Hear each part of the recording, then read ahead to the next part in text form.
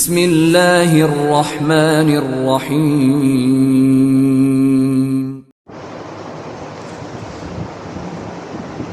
السلام عليكم ورحمة الله وبركاته.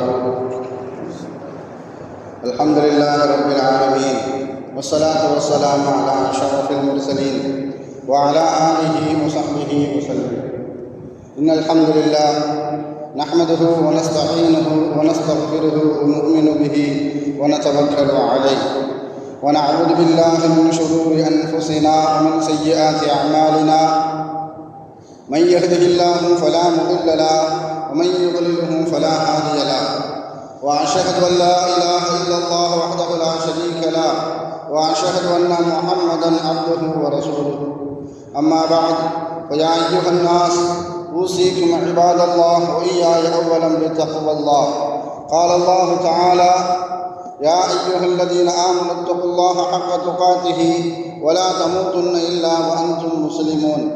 وقال تعالى أيضا: يا أيها الناس اتقوا ربكم الذي خلقكم من نفس واحدة وخلق منها زوجها وبث منهما رجالا كثيرا ونساء، واتقوا الله الذي تساءلون به والأرحام إن الله كان عليكم رقيبا.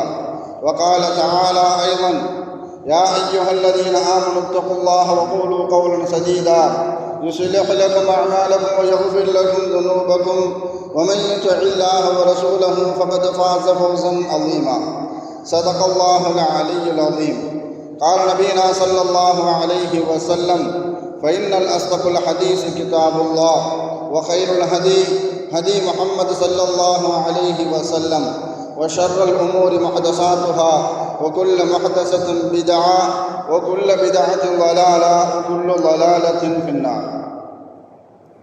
வார்த்தைகளில் சிறந்தது அல்லாஹ்வுடைய வார்த்தை என்றும், வழிகாட்டுதலில் சிறந்தது நபிகள் நாயகம் ஸல்லல்லாஹு அலைஹி வஸல்லம் அவர்களுடைய வழிகாட்டுதல் என்றும், காரியங்களில் மிக மிக கெட்டது மார்க்கத்தில் புதுமையை உண்டாக்குவது. ஒவ்வொரு புதுமையான காரியமும் வழிகேடுகள் அனைத்தும் உங்களை நரகில் கொண்டு போய் சேர்க்கும் என்று நமது நபி ஸல்லல்லாஹு அலைஹி வஸல்லம் அவர்கள் தங்களுடைய ஒவ்வொரு சொற்பொழிவிலும் இந்த மனித சமுதாயத்திற்கு ஞாபகப்படுத்தியதை இந்த நல்ல சந்தர்ப்பத்தில் இங்கு ஒன்று கூடியிருக்கின்ற உங்களுடைய சிந்தனையிலும் ஆரம்பமாக இந்த நபிமொழியை ஞாபகப்படுத்தி எனது உரையை ஆரம்பம் செய்கிறேன். அல்ஹம்துலில்லாஹ். கண்ணியமானவர்களே, அல்லாஹ் நல்லடியார்களே, அல்லாஹு தஆலா தன்னுடைய ஏகத்துவ கலிமாவை எத்தி வைப்பதற்காக வேண்டி இந்த உலகத்தில் எண்ணற்ற நபிமார்களையும் ரசூல்மார்களையும் அனுப்பி வைத்தான். அவர்கள் அனைவர்களுமே அல்லாஹுடைய கட்டளையின்படி அவரவர்களுக்கு அனுப்பப்பட்ட சமுதாய மக்களிடத்தில் அல்லாஹுடைய ஏகத்துவ கலிமாவை எத்தி வைத்தார்கள். அத்தனை நபிமார்கள் மீதும் ரசூல்மார்களின் மீதும் இறுதியாக வந்த நமது நபி ஸல்லல்லாஹு அலைஹி வஸல்லம் அவர்களின் மீதும் அவர்களுக்கு இறங்கிய இறை செய்தியை கண்ணால் கண்டும் காதால் கேட்டும் அப்படியே ஈமான் கொண்ட உத்தம சத்திய சஹாபாக்கள் சஹாபி பெண்மணிகளின் மீதும் அவர்களுக்கு பின் வந்த தாபீன்கள் தபா தாபீன்கள் இமாம்கள் நல்லூர்களின் மீதும் குறிப்பாக இந்த ஜும்மாவில் அல்லாஹ்வை பற்றியும் அவனுடைய தூதர் முஹம்மது நபி ஸல்லல்லாஹு அலைஹி வஸல்லம் அவர்களை பற்றியும் தெரிந்து கொள்வதற்காக வேண்டி இங்கு ஒன்று கூடியிருக்கின்ற உங்கள் மீதும் என் மீதும் உங்களது குடும்பத்தாரின் மீதும் எனது குடும்பத்தாரின் மீதும் அல்லாஹுடைய சாந்தியும் சமாதானமும் திருப்பொருத்தமும் மன்னிப்பும் இன்றும் என்றென்றும் உண்டாவதாக என்று கூறி எனது உரையை ஆரம்பம் செய்கிறேன். அல்ஹம்துலில்லாஹ். கண்ணியமானவர்களே, அல்லாஹ் நல்லடியார்களே, முஸ்லிம்களின் 5வது கடமை என்று சொல்லக்கூடிய ஹஜ், அதனுடைய காலம் நெருங்கி வந்து கொண்டிருக்கின்றது. அதனுடைய பணிகள் எல்லாம் தீவிரமாக நடைபெற்று வருகிறது. இன்ஷா அல்லாஹ் இன்னும் 20 அல்லது 25 நாட்களில் உலகம் முழுவதும் இருக்கக்கூடிய ஹாஜிகள் எல்லாம் மக்காவை நோக்கி ஹஜ் செய்வதற்காக வேண்டி பயணப்பட இருக்கிறார்கள். அல்லாஹு தஆலா அனைத்து ஹாஜிகளுடைய ஹஜ்ஜுகளையும் ஏற்றுக்கொள்ளப்பட்ட ஹஜ்ஜாக, அவர்களுடைய ஹஜ்ஜுகளில் நன்மைகள் அதிகம் இருக்கக்கூடிய ஹஜ்ஜாக அல்லாஹு தஆலா அனைத்து ஹாஜிகளுக்கும் ஏற்படுத்தி தருவானாக. 5வது கடமை என்று சொல்லக்கூடிய ஹஜ்ஜினுடைய அந்த வணக்கத்தில் 2 விதமான சிரமங்கள் இருக்கிறது. ஒன்று பொருளாதார ரீதியாக ஒரு சிரமம், பல பேர் தன்னுடைய வாழ்நாள் தேவைக்காக வேண்டி சேமித்து வைத்த காசு பணத்தை எல்லாம் இந்த ஹஜ்ஜு பயணத்தை ஹஜ்ஜு கடமையை நிறைவேற்ற வேண்டும் என்பதற்காக வேண்டி செலவிட்டு தன்னுடைய ஹஜ்ஜை நிறைவேற்றிக் கொள்கிறார்கள். அல்லாஹு தஆலா அவர்களுடைய வாழ்க்கையில் பரக்கத்தை ஏற்படுத்துவானாக. இன்னும் பலர் அந்த ஹஜ்ஜில் செய்வதன் மூலமாக கிடைக்கக்கூடிய நன்மைகள், அந்த நன்மைகளை அறிந்து கொண்டதன் காரணமாக அந்த நன்மையின் மீது பேராசை கொண்டு தாங்கள் வசிக்கக்கூடிய குடியிருக்கக்கூடிய வீடுகளை கூட விற்று அதன் மூலமாக கிடைக்கக்கூடிய காசு பணத்தை வைத்து 5வது கடமை என்று சொல்லக்கூடிய இந்த ஹஜ்ஜி பயணத்தை, அந்த ஹஜ்ஜினுடைய கடமையை நிறைவேற்றிக் கொள்வார்கள். அல்லாஹு தஆலா அப்படிப்பட்ட மனிதர்களுடைய வாழ்க்கையிலும் அல்லாஹு தஆலா பரக்கத்தை ஏற்படுத்துவானாக. 2வது சிரமம் என்னவென்று சொன்னால், சில பேருக்கு பொருளாதார ரீதியாக பார்க்கும்போது அவர்களுக்கு எந்த விதமான சிரமமும் இருக்காது. அவர்கள் தங்களுடைய செக்கில் ஒரே ஒரு கையெழுத்தில் மாத்திரம் அவர்கள் எந்தனுடைய வங்கியில் சேமிப்பு கணக்கு வைத்திருக்கிறார்களோ அதன் மூலம் தங்களுக்கு தேவையான பணத்தை பெற்றுக்கொண்டு ஹஜ் செய்து விடலாம். அவர்களுக்கு பொருளாதாரம் என்பது அவர்களுக்கு மிகப்பெரிய அளவுக்கு இடையூறாக இருக்காது. செல்வ செழிப்பில் கொளித்து கொண்டு இருப்பார்கள். ஆனால் அவர்கள் உடல் ரீதியான செலவையோ அல்லது நேரம் ரீதியான செலவையோ அவர்களால் ஹஜ்ஜுக்காக வேண்டி கொடுக்க முடியாத சூழல் இருக்கும். பணம் என்பது அவர்களுக்கு மிகப்பெரிய அளவுக்கு தடை கற்களாக இருக்காது. முன்னெல்லாம் ஹஜ்ஜு செய்வதற்காக வேண்டி கப்பலில் செய்யக்கூடிய ஹஜ்ஜுகள்லாம் பல மாதங்கள் கடந்து ஹஜ்ஜு செய்வதற்காக வேண்டி செல்வார்கள். இன்னும் சொல்ல போனால் ஜித்தாவில் போய் கப்பலில் போய் இறங்கி ஜித்தாவிலிருந்து மக்காவுக்கு அவர்கள் செல்வதாக இருந்தால் அன்றைய காலகட்டத்தில் மக்காவுக்கு செல்வதற்கே 3 நாட்கள் பிடிக்குமா. அந்த அளவுக்கு நடப்பயணமாக ஜித்தாவிலிருந்து மக்காவுக்கு செல்லக்கூடிய வழிகளில் இருக்கக்கூடிய பாறைகள், மலைகள், பாலைவனங்கள் அனைத்தையும் தாண்டி அவர்கள் கொண்டு போய் இருக்கக்கூடிய பிரயாண சாமான்கள், தண்ணீரெல்லாம் தூக்கி கொண்டு நடக்கக்கூடிய அளவுக்கு சிரமப்பட்டு தன்னுடைய ஹஜ்ஜு கடமையை நிறைவேற்றியிருக்கிறார்கள்.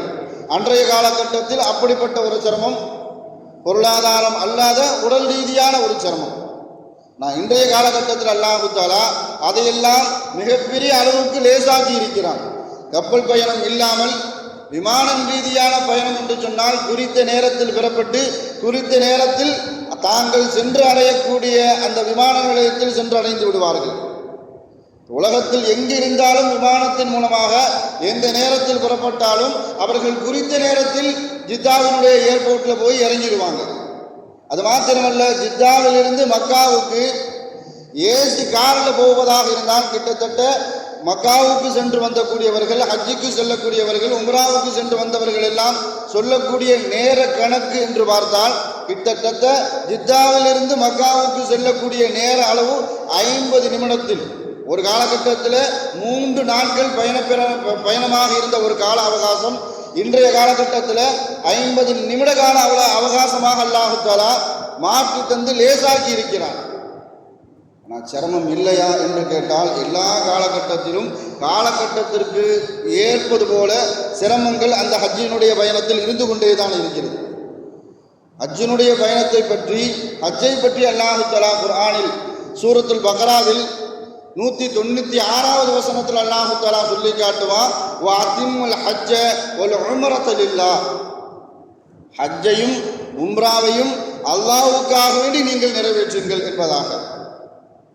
இதில் சொல்லக்கூடிய முதல் செய்தி என்னன்னு சொன்னால், எந்த காரியத்தை செய்வதாக இருந்தாலும் சரி லில்லாஹி தஆலா என்று அல்லாஹ்வை முன்னிறுத்தி நம்மளுடைய செயல்பாடுகள், நன்மையான காரியங்கள் இருக்க வேண்டும். ஏனென்றால் இப்போதும் மக்களினுடைய மனநிலை எப்படி ஆகிவிட்டது என்று பார்க்கும் பொழுதோ, நிறைய தான தர்மங்கள் செய்தாலும் தன்னுடைய பெயர் வெளியில் தெரிய வேண்டும் என்று மக்களுடைய எண்ண ஓட்டங்கள் அப்படி மாறிக்கொண்டு வருகிறது. அல்லாஹ்வுக்காக வேண்டி இன்று இருக்கக்கூடிய தான தர்மங்கள் எல்லாம் அடியாறுகளுக்காக என்று பெயர் பொறிக்கப்பட்டதாக மாறி வருவதற்குரிய இந்த முகஸ்துதினுடைய காலமாக மாறிக்கொண்டு வருவது. தாங்கள் 2 ரக்காத்து தொழுவதாக இருந்தால் கூட அதை அடுத்தவர்களிடத்தில் தம்பட்டம் அடித்து, நான் 2 ரக்காத்து தஹஜ்ஜத் தொழுது விட்டேன், 2 ரக்காத்து நஃபில் தொழுது விட்டேன், 2 ரக்காத்து லுஹா தொழுது விட்டேன் என்று தங்களுடைய வணக்க வழிபாடுகளை கூட மக்களுக்கு மத்தியில் தம்பட்டம் அடித்து வெளிப்படுத்தக்கூடிய காலமாக மாறி வருவதன் காரணத்தினால் எல்லா வணக்க வழிபாடுகளிலும் அல்லாஹ்வுக்காக என்று மாறி அடியார்களுக்காக என்று செயல்பட்டு வருவதன் காரணத்தினால், எல்லா வணக்கத்திலுமே முகஸ்துதி இருப்பதன் காரணத்தினால் ஹஜ்ஜை கூட அல்லாஹு தாலா என்ன சொல்லி காட்டுவான்னு சொன்னா, வாஜும்முல் ஹஜ்ஜ வல் உம்ரத்து லில்லாஹ், அல்லாஹ்வுக்காக வேண்டி நீங்கள் நிறைவேற்றுங்கள் என்று அல்லாஹு தாலா தனக்காக வேண்டிதான் செய்ய வேண்டும் என்று தன்னை முன்னிறுத்தி அந்த கடமைகளை சொல்லி காட்டுவான். அந்த வசனத்தை 196வது வசனத்தை அல்லாஹு தாலா தொடங்கும் பொழுது வாத்திம்மு என்ற வார்த்தையை கொண்டு அல்லாஹு தாலா தொடங்குவான். குர்ஆன் அல்லாஹு தஆலா எந்த வார்த்தையை பயன்படுத்தினாலும் அந்த வார்த்தைக்கு ஆயிரக்கணக்கான அர்த்தங்களும் உண்டு, ஆயிரக்கணக்கான கருத்துகளும் உண்டு. நீங்கள் பரிபூர்ணமாக நிறைவேற்றுங்கள் என்று அல்லாஹு தஆலா அந்த வாசகத்தை ஆரம்பிக்கும் போதே பரிபூர்ணமாக நீங்கள் நிறைவேற்றுங்கள் என்று சொல்லித்தான் அந்த வாசகத்தை அந்த வசனத்தை அல்லாஹு தஆலா ஆரம்பிப்பான். பரிபூரணம் என்ற வார்த்தை வருவதன் காரணத்தினால் அதில் ஏதோ ஒரு குறைபாடு இருக்கிறது, மனிதனுடைய பலகீனம் அந்த வணக்கத்தில் இருக்கிறது என்பதை நாம் தெள்ளத் தெளிவாக உணர்ந்து கொள்ள வேண்டும். சல்லு, நீங்க தொழுவுங்க அப்படின்னு அல்லாஹ் தஆலா நம்மளை பார்த்து சொல்லியிருந்தேன்னு சொன்னா, நாமும் நமக்கு தேவையான நேரத்தில் நமக்கு வசதிக்கு ஏற்ப அவரவருக்கு சிரமத்திற்கு ஏற்ப நாம் நம்மளுடைய தொழுகையை என்ன செஞ்சிருப்போம், நிறைவேற்றிருப்போம். நமக்கு என்ன காலகட்டம் நாம் எப்போ ஃப்ரீயாக இருக்கிறோமோ அந்த நேரத்தில் நம்மளுடைய தொழுகையை நாம் நிறைவேற்றியிருப்போம். அதனால தான் அல்லாஹ் தஆலா கவனமாக வஅகீமுஸ் ஸலா அப்படின்னு சொல்லுவான். நீங்கள் தொழுகையை நிறைவேற்றுங்கள், தொழுவுங்கள் அல்லாஹ் தஆலா சொல்ல மாட்டான். அதனால தான் காலத்துக்கு ஏற்ப உங்களுடைய தொழுகை இருக்கக்கூடாது, நேரத்திற்கு ஏற்ப மார்க்கம் இந்த நேரத்தில் உங்களுடைய கடமையான தொழுகைகளை நிறைவேற்ற சொல்லி தந்திருக்கிறதோ அந்த நேரத்தில் நீங்கள் தொழுது கொள்ள வேண்டும் என்பதற்காக வேண்டிதான் வாகீமு என்ற வார்த்தை அல்லாஹ் தஆலா சேர்த்து வாகீமு ஸலா, உங்களுடைய தொழுகையை நிறைவேற்றிக் கொள்ளுங்கள். அதே போலத்தான் ஹஜ் செய்வதாக இருந்தால் கூட பரிபூர்ணமாக உங்களுடைய ஹஜ்ஜை நிறைவேற்றுங்கள். ஏனென்றால் பல பேருடைய ஹஜ்ஜி சுற்றுலாத்தலமாக, பல பேருடைய ஹஜ்ஜி மிகப்பெரிய அளவுக்கு வியாபார ஸ்தலமாக, பல பேருடைய ஹஜ்ஜி பெருமைக்குரிய ஹஜ்ஜாக மாறிவிடக் கூடாது என்பதற்காக வேண்டி வாத்திம்மு, நீங்கள் பரிபூர்ணமாக நிறைவேற்றுங்கள்.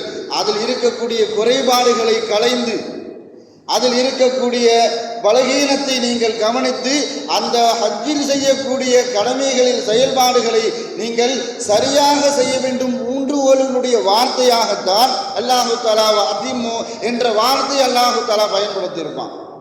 அடுத்து தொடர்ச்சியாக அல்லாஹு தஆலா சொல்லி காட்டும் பொழுது ஃபஇன் வஹ்சிர்தும் ஃபமஸ்தைஸர மினல் ஹதி வஅதிம்முல் ஹஜ்ஜ வல் உம்ரத லில்லாஹ், அல்லாஹ்வுக்காக வேண்டிய ஹஜ்ஜையும் உம்ராவையும் நிறைவேற்றுங்கள் அப்படின்னு சொல்லிட்டு அல்லாஹு தஆலா தொடர்ச்சியாக பேசுவான். ஃபஇன் வஹ்சிர்தும், நீங்கள் தடுக்கப்பட்டால், ஹஜ் செய்வதற்காக வேண்டியோ உம்ரா செய்வதற்காக வேண்டியோ நீங்கள் பயணப்பட்டு நீங்கள் அந்த நேரத்தில் தடுக்கப்பட்டால், நான் பல பேரை பார்த்துருக்கோம், ஏர்போர்ட்டில் போய் இறங்கிடுவாங்க, அந்த நேரத்தில் ஒரு எழுத்து தப்பாக இருக்குது பாஸ்போர்ட்டில், அல்லது உங்களுடைய விசால சரியாக பெயர் பதிக்கப்படவில்லை என்பதாக தடுக்கப்படுவார்கள்.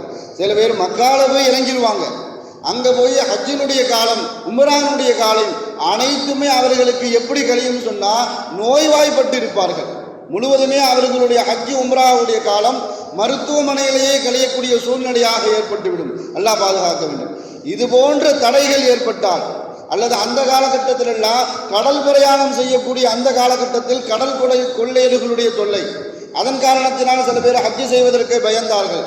தரைவழி மார்க்கமாக நாம் பிரயாணம் செய்து ஹஜ்ஜி செய்து விடலாம் என்று நினைக்கும் பொழுது தலைவழி மார்க்கமாக செல்லும் போது கூட வழிபறி கொள்ளையின் காரணத்தினால் ஹஜ்ஜி செய்வதற்கும் உம்ரா செய்வதற்கும் பயப்பட்டார்கள். இன்னும் சில காலம் இருந்தது, கொரோனா போன்ற காலகட்டத்தில் பெரும் நோயின் காரணத்தினால் ஹஜ்ஜி செய்வதற்கும் உம்ரா செய்வதற்கும் தடை விதிக்கப்பட்டார்கள். இன்னும் சில காலகட்டத்தில் ஒரு நாட்டிற்கும் இன்னொரு நாட்டிற்கும் போர் ஏற்பட்டிருக்கும். அதனால் அந்த அரசாங்கமும் இந்த அரசாங்கமும் ஹஜ்ஜி செய்வதற்கு தடை விதித்திருப்பார்கள் அரசாங்கத்தின் ரீதியாக. இப்படி பல தடைகள் ஏற்பட்டால், நீங்கள் ஹஜ்ஜி செய்வதை விட்டும் தடுக்கப்பட்டால், இப்பொழுது ஏற்பட்டு இருக்கக்கூடிய தடைகள் போன்று அந்த மாதிரி தடை ஏற்பட்டால் ஃபமஸ்தைஸர மினல் ஹதி, உங்களால் முடிஞ்சால் குர்பானி கொடுத்து விடுங்கள். ஏன்னு சொன்னால் ஹஜ்ஜை முழுமையாக நிறைவேற்றுங்கள் என்று அல்லாஹு தஆலா சொல்லி காட்டும் பொழுது, ஹஜ்ஜை முழுமையாக நிறைவேற்றிவிட்டால் குர்பானை கொடுத்து மொட்டை அடித்துவிட்டு எஹ்ராமை களைந்து அதன் பிறகுதான் என்ன செய்ய வேண்டும்? ஹஜ்ஜை நிறைவு செய்ய வேண்டும். அல்லாஹ் ஆரம்பத்தில் சொல்லி காட்டுவான், நீங்கள் ஹஜ்ஜி செய்வதற்கு தடை விதிக்கப்பட்டால், நிறைவேற்றினால் இல்லை, தடை விதிக்கப்பட்டாலே நீங்கள் குர்பானை கொடுத்து அதற்குண்டான பரிகாரத்தை நீங்கள் நிறைவேற்றிக் கொள்ளுங்கள். ஏன்னா இந்த வருஷம் இன்ஷா அல்லாஹ் உலகம் முழுவதிலும் இருந்து ஹஜ்ஜுக்காக வேண்டி 30 லட்சம் ஹாஜிகள் தயாராக இருக்கிறார்கள். இந்தியாவிலிருந்து மாத்திரம் சவுதி அரசாங்கத்தால் இந்தியாவிலிருந்து மாத்திரம் அனுமதிக்கப்பட்ட ஹாஜிகள் 1.25 லட்சம் ஹாஜிகள் அனுமதிக்கப்பட்டிருக்கிறார்கள். இந்த 1.25 ஹாஜிகளுடைய விமான டிக்கெட்டும் செல்லக்கூடிய நாட்களும் உறுதி செய்யப்பட்டு விட்டது. அதில் ஹஜ்ஜு கமிட்டியின் மூலமாக மாத்திரம் அந்த 1.25 லட்சம் ஹாஜிகள் இருந்து ஹஜ்ஜு கமிட்டி மூலமாக மாத்திரம் 1,22,518 பேர் ஹஜ்ஜு கமிட்டியின் மூலமாக செல்ல இருக்கிறார்கள். மீதி இருக்கக்கூடிய 52,000 ஹாஜிகளும் இந்தியாவில் இருக்கக்கூடிய தனியார் ஹஜ்ஜி நிறுவனத்தின் மூலமாக செல்ல இருக்கிறார்கள். இந்தியாவில் மாத்திரம் 800 தனியார் ஹஜ்ஜி நிறுவனங்கள் இருக்கிறது. அது எல்லாமே ஒன்று சேர்த்து கிட்டத்தட்ட 21 குழுக்களாக மாற்றி அமைத்திருக்கிறார்கள் இந்தியாவில். ஏன் அப்படி எல்லா ஹஜ்ஜி சர்வீஸையும் தனியார் நிறுவனங்களையும் 27 குழுக்களாக மாற்றி அமைத்திருக்கிறார்கள் என்று பார்க்கும் பொழுது, இந்த வருடம் சவுதி அரசாங்கத்தினுடைய ஒரு சட்டம், இந்தியாவிலிருந்து யார் ஹஜ்ஜி செய்வதாக வருவதாக இருந்தாலும் சரி 2000 பேராகத்தான் வர வேண்டும் என்று சவுதி அரசாங்கம் கட்டளையிட்டதின் காரணத்தினால் இந்தியாவில் இருக்கக்கூடிய 800 ஹஜ்ஜி சர்வீஸுகளும் 21 குழுக்களாக மாற்றப்பட்டு ஒன்றிணைக்கப்பட்டு அந்த 21 குழுக்களும் 52,000 பேர் ஹஜ்ஜி செய்வதற்குண்டான முன் ஏற்பாடுகளை செய்து வருகிறார்கள். இதில் என்ன ஒரு விஷயம் சொன்னால், 52,000 பேருக்கும் ஹஜ்ஜி செய்வதற்குண்டான உறுதி டிக்கெட்டும் கொடுக்கப்பட்டு விட்டது.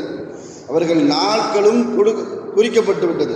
இன்றைய தேதியில், இன்றைய நாளில், இந்த நேரத்தில் நீங்கள் ஹஜ்ஜி செய்வதற்காக வேண்டி பயண ஏற்பாடுகளை தயார் செய்து வைத்துக் கொள்ளுங்கள் என்று அந்தந்த ஹஜ்ஜி நிறுவனங்களின் மூலமாக அவர்களுக்கு அறிவிப்பு செய்யப்பட்டு விட்டது. நான் கிட்டத்தட்ட ஒரு 10 நாளைக்கு முன்னாடி இன்னொரு அறிவிப்பு வந்திருக்கிறது. இந்த தனியார் நிறுவனத்தின் மூலமாக யாரெல்லாம் ஹஜ்ஜி செய்வதற்காக வேண்டி தயாராக இருந்தார்களோ அந்த 52,000 பேர்களுக்கும் ஹஜ்ஜி செய்வதற்குண்டான வாய்ப்பு இந்த வருடம் சந்தேகம்தான் என்பதாக அந்த அமைச்சகத்தின் மூலமாக வெளியிடப்பட்டிருக்கிறது. இது இயல்பாக ஏற்படுத்தப்பட்ட தடைகள் அல்ல, சதி செய்து ஏற்படுத்தப்பட்ட தடைகள். ஏன்னு சொன்னால், இதே மாதிரி தடைகள் ஏற்பட்டால் அந்த தடைகளுக்கு யார் பொறுப்பெடுக்க வேண்டுமோ அவர்கள் கண்டிப்பாக அந்த 52,000 பேருக்கும் கண்டிப்பாக பதில் சொல்லியே ஆக வேண்டும். ஆனால் அல்லாஹ் ஏற்கனவே பதில் சொல்லிவிட்டான். நீங்கள் தடுக்கப்பட்டால் நீங்கள் குர்பானி கொடுத்து கொண்டு உங்களுடைய பரிகாரத்தை நிறைவேற்றிக் கொள்ளுங்கள். இது இயல்பாக ஏற்படுத்தக்கூடிய தடைகளுக்கு மாத்திரம்தான் இந்த கஃபாரா. நான் ஸல்லல்லாஹு அலைஹி வஸல்லம் அவர்கள் ஹிஜ்ரி 6ஆம் ஆண்டு ஹுதைபியாவினுடைய உடன்படிக்கை மதீனாவிலிருந்து எஹ்ராமுடை அணிந்து கொண்டே மக்காவுக்கு வந்து விட்டார்கள் உம்ரா செய்வதற்காக வேண்டி. கிட்டத்தட்ட 1500 சஹாபாக்களோடு ஸல்லல்லாஹு அலைஹி வஸல்லம் அவர்கள் உம்ரா செய்வதற்காக வேண்டி மக்காவை நோக்கி மதீனாவிலிருந்து வருகிறார்கள். மக்காவினுடைய வாசலில் வைத்து எஹ்ராமுடைய அணிந்து வந்த ஸல்லல்லாஹு அலைஹி வஸல்லம் அவர்கள் மக்கத்து குறைஷிகளும் காஃபிர்களும் அந்த இடத்துல தடுத்து நிறுத்துகிறார்கள்.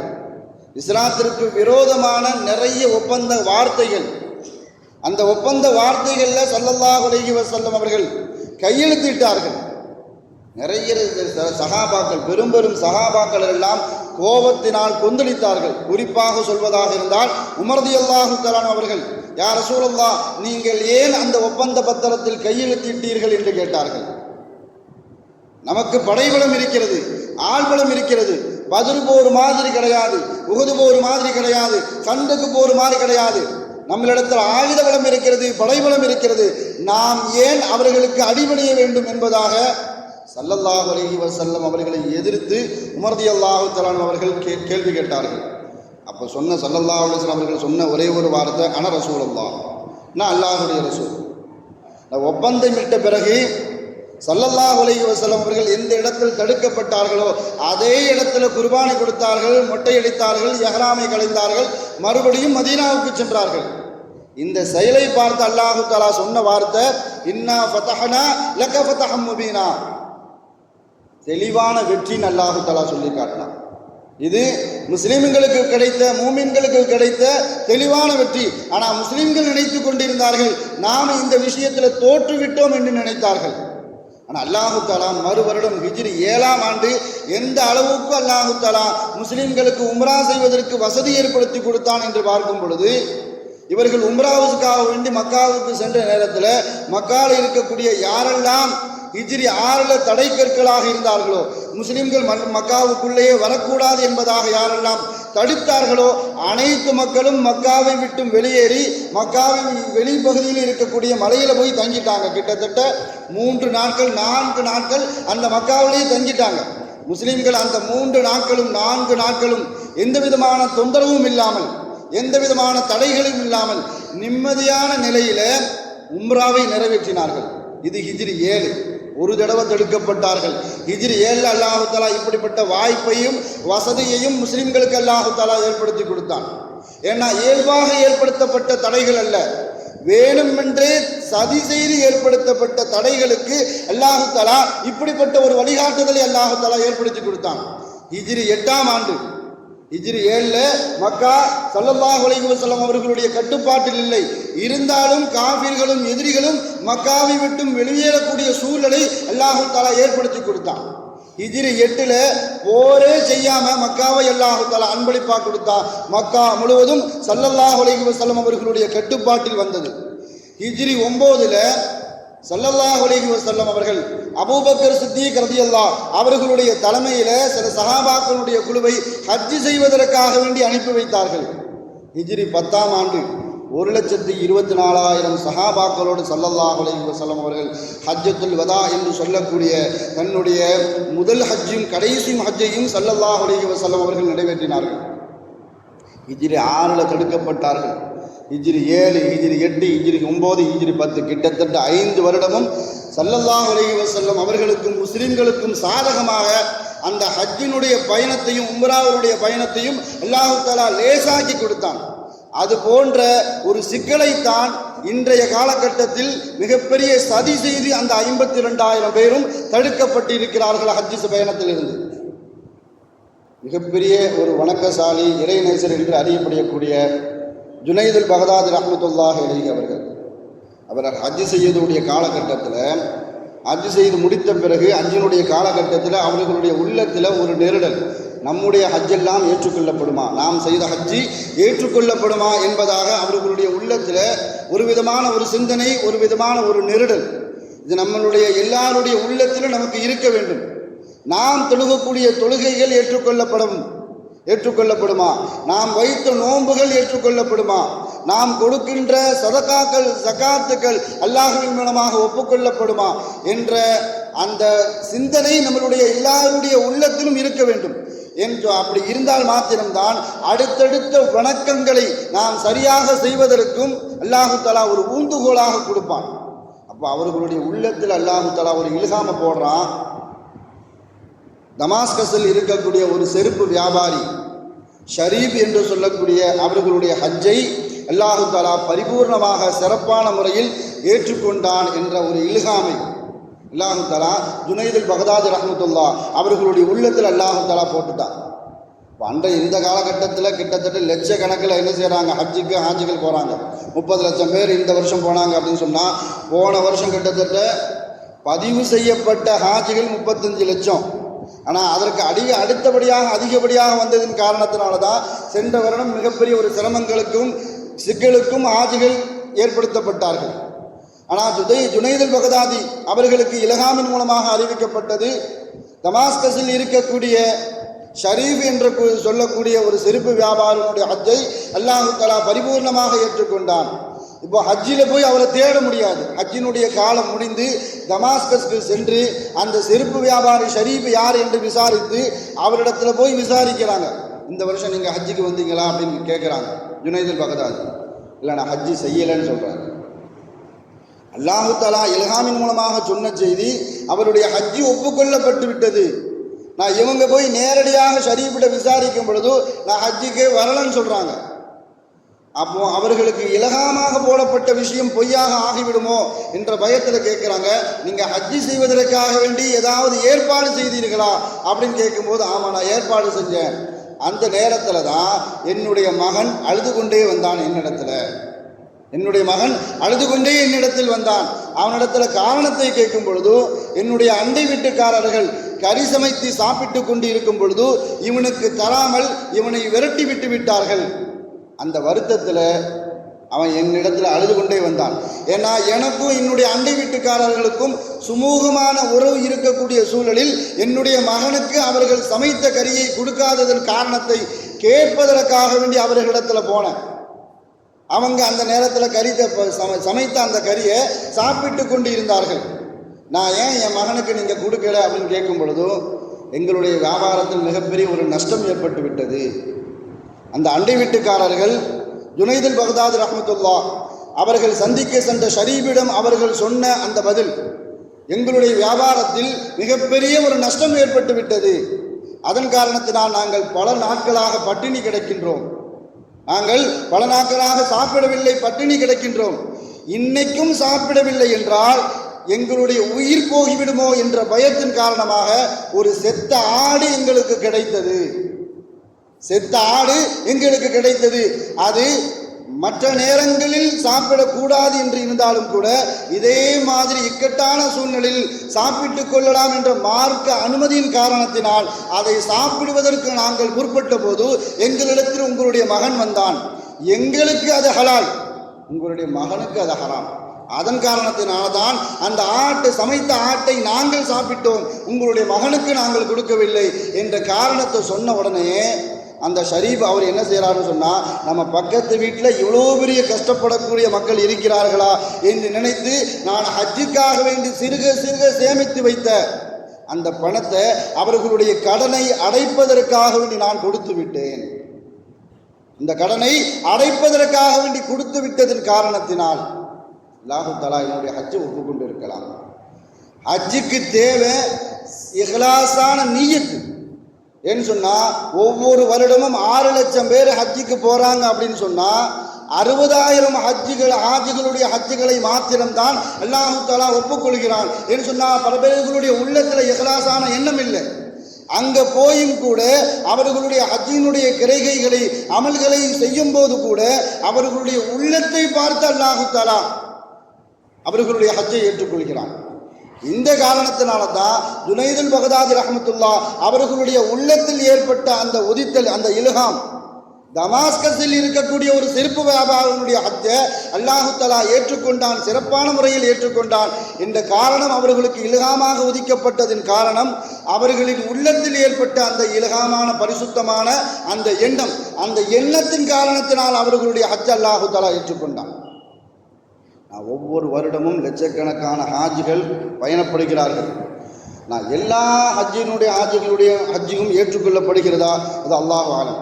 நான் இந்த வருடம் நடக்கப்பட்ட மிகப்பெரிய ஒரு சதி, என்னப்பட்ட சதின்னு சொன்னால், எல்லா வருடமும் இங்கே இருந்து செல்லக்கூடிய 2024 வரைக்கும் இங்கே இருந்து செல்லக்கூடிய ஹாஜிகள் அங்கு ஒரு முஅல்லிம், ஒரு சர்வீஸின் மூலமாக ஒரு முஅல்லிமை ஏற்படுத்தியிருப்பார்கள்.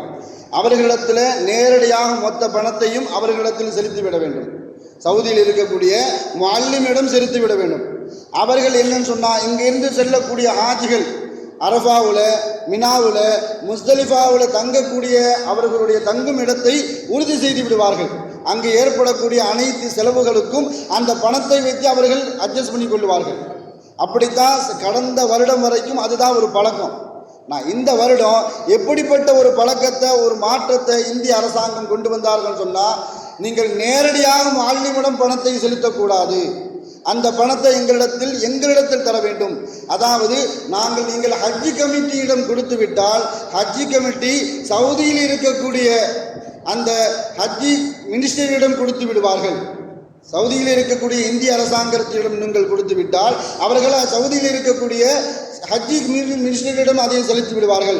அதன் மூலமாகத்தான் இனிமேல் நீங்கள் ஹஜ்ஜி செய்ய வேண்டும் என்று குறிக்கோளாக கண்டிஷன் போட்டதன் காரணத்தினால் எல்லா பேருமே கிட்டத்தட்ட 1.25 லட்சம் பேரும் நேரடியாக ஹஜ்ஜி கமிட்டியிடம், அதாவது 1,22,518 பேரும் ஹஜ்ஜி கமிட்டியிடம் எப்படி பணத்தை செலுத்தினார்களோ அதே மாதிரி 52,000 எப்படி 800 தனியார் நிறுவனத்தின் மூலமாக செல்லக்கூடிய அந்த 52,000 அந்த ஹாஜிகளும் இவர்களிடத்தில் பணத்தை செலுத்தி விட்டார்கள்.